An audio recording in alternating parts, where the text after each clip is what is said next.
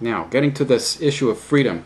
John Calvin, in the Institutes of the Christian Religion, this is in book 3 of chapter, it looks like chapter 20. No, chapter 19. And he's actually talking about Christian liberty and the freedom of a believer. But you can really see the analogy of what I'm talking about here. He says, in this respect also many err. They use their freedom indiscriminately and unwisely, as though it were not sound and safe if men did not witness it. By this heedless use, they very often offend weak brothers. You can see some persons today who reckon their freedom does not exist unless they take possession of it by eating meat on Fridays.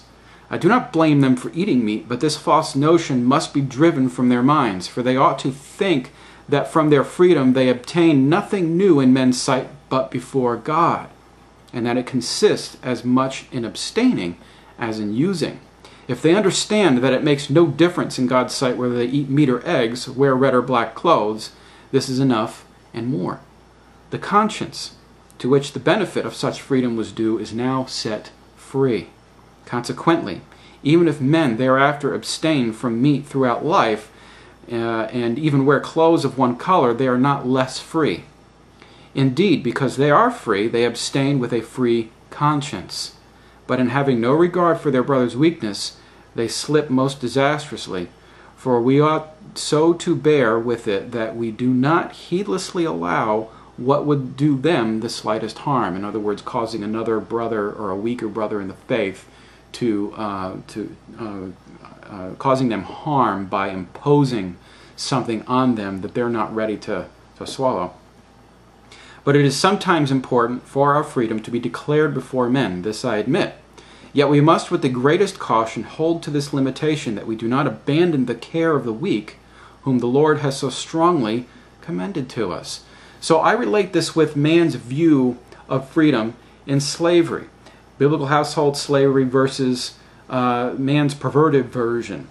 The same thing can go for sin versus holiness. I mean, if man does not understand that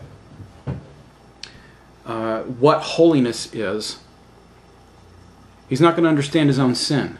So you don't understand where God is coming from. You don't understand who God is, even though the scriptures are very clear about who God is. You don't understand it, or you don't want to understand it. Now, you admitting that God is holy isn't going to make you a believer. But you admitting God is holy at least is going to make you rational enough to see that this is a holy being, and that when we look at other parts of what we call His Word, that what He has done and what He has said in that Word is also holy. And that includes slavery. But you cannot hope to understand sin if you don't understand holiness. Conversely, you cannot hope to understand holiness if you do not understand sin. You will not make the distinction. And I'm telling you, the distinction is not just because God is holy and man is evil, that these two distinctions exist between these two types of slavery. It has also to do with history and the context, the historical context of this issue. So it is not simple. It is very, very complex. And I am not a supporter of slavery. Nor would I have my own slaves, knowing what I know from the Scriptures. This is not a theocracy.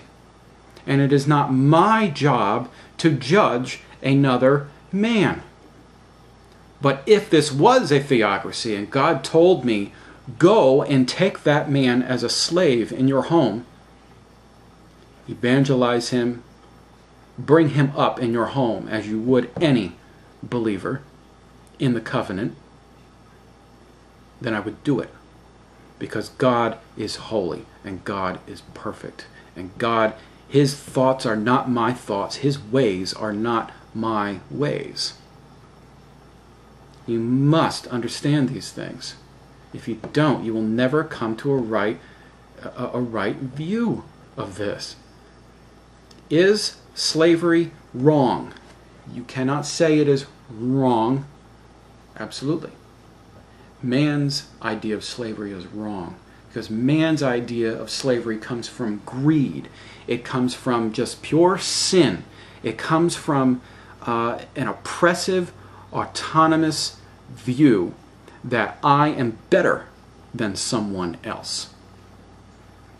And I deserve to benefit from exploiting that someone else. You don't see any of that in Scripture. None of that.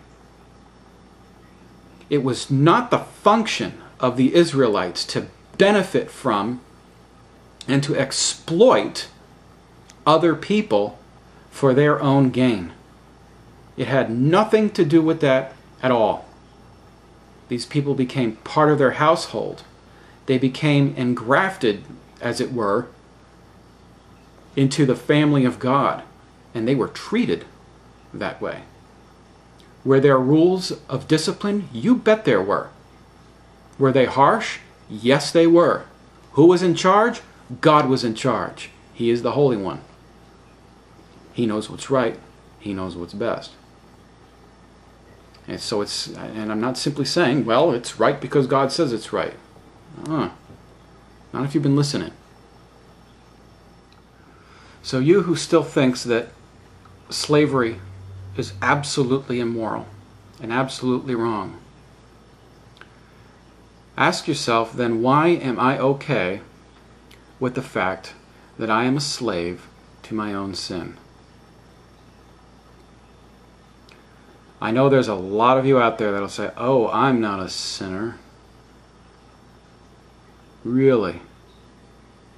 How can you not be a sinner? Don't you commit sins? Well, I don't like the word sin. Okay, you're not perfect, are you? Do you always do what's right? You've never told a lie? You've never stolen anything?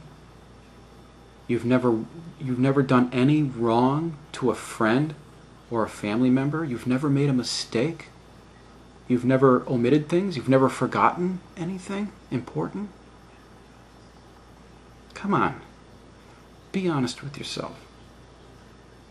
Now, the funny thing is that even if you realize that you're a sinner or you believe that you're a sinner, you are still a slave to it. You will not choose God on your own free will because you have no free will. You're a slave.